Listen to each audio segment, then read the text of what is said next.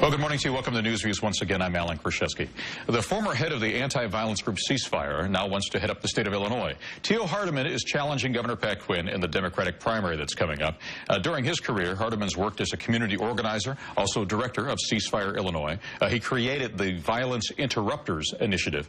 His running mate in this race, attorney Brunell Donald, she has worked as an assistant state's attorney, also with the Cook County Public Defender's Office, and is now in private practice. Theo Hardeman and Brunell Donald are my guests this morning on Newsviews. It's great to have both of you here today. Thank you so much for having us, You bet. I'm going to come right out here because there are some, as you both know, there are some that would argue that this is a long-shot candidacy for both of you. They look at, you got Pat Quinn, of course, an incumbent Democratic governor who, despite whatever anyone might say about his popularity, even among members of his own party, he still enjoys their support and also has millions of dollars in a campaign war chest right now. Why are you doing this? Well, the thing is, this is what you call machine politics. Even in a classroom setting, you'll never have a teacher that's going to place the classroom, a person that's failing all their grades, in front of the class as a role model. The Democratic machine does that time and time again. Pat Quinn has failed the state with a lot of failed policies, and I plan to talk about solutions as well, but we're not a long shot. I want to make that clear. We're running to win. We've shouted the entire state about 4 times over, and we plan to pick up all the voters that voted for Dan Hines in the 2010 primary. Well, let me say, if you're giving the incumbent governor an F, okay, tell me what are these grades in what subjects and what you're going to change here. Well, what's going on, first and foremost, Governor Quinn and the General Assembly just proposed a 30-year solution to the pension crisis. Most of the elected officials will not be around 30 years to be held accountable for another failed policy. What I plan to change in the pension plan they just proposed, I plan to take a look at not touching the people's cost of living adjustment. That's a big major issue in regards to the pension plan. Secondly, I plan to reduce the state deficit, by building 3 to 5 new state-owned casinos and have all that money to go into reducing the deficit and increase funding for education here in the state of Illinois.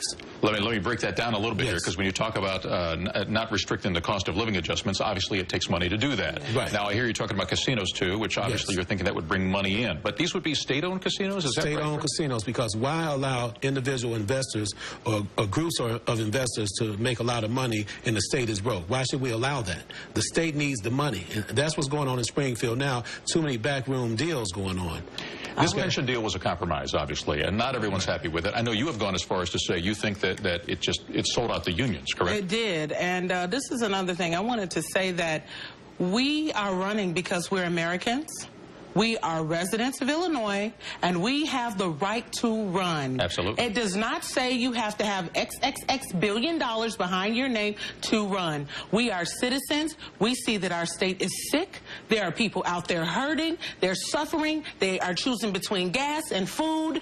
And we decided, as citizens of this great state, as Americans, democracy requires us to care about one another. It can't be you see your neighbor suffering and you keep turning the other way, because sooner or later it's going to be your doorstep. With respect to the unions, I have been listening to the news, and I'm very hurt for those unions that feel that they have to donate money to someone who slapped them in the face, kicked them in the teeth, and kicked them while they were down. It hurts me to think that we as a people feel we have to continue to cater to big money and to backroom deals. Enough is enough. But the reality seems to be nowadays that you need money to make it work, to get your message across. I mean, your message is getting across now as we're talking here to some degree.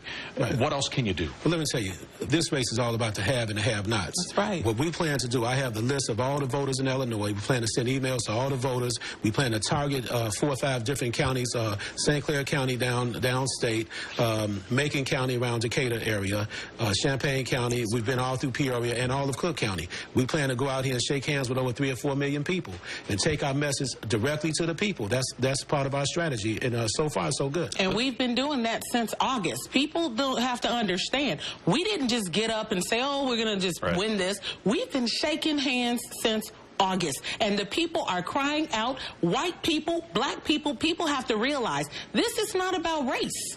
What we're fighting here is about classism. It's classism.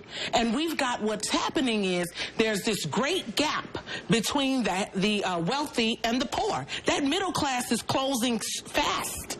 So we, as the poor and working class of this state, have to stand up and take our state back. So what are you going to do? I know you've made an issue even when it comes to unemployment rates, and obviously, in particular, you've made a point of this among young black teens, for instance, that it's especially high. What do you do? What do you do to change that? First of all, you eliminate the head tax on corporations and provide corporations with incentives to hire more people by eliminating the head tax.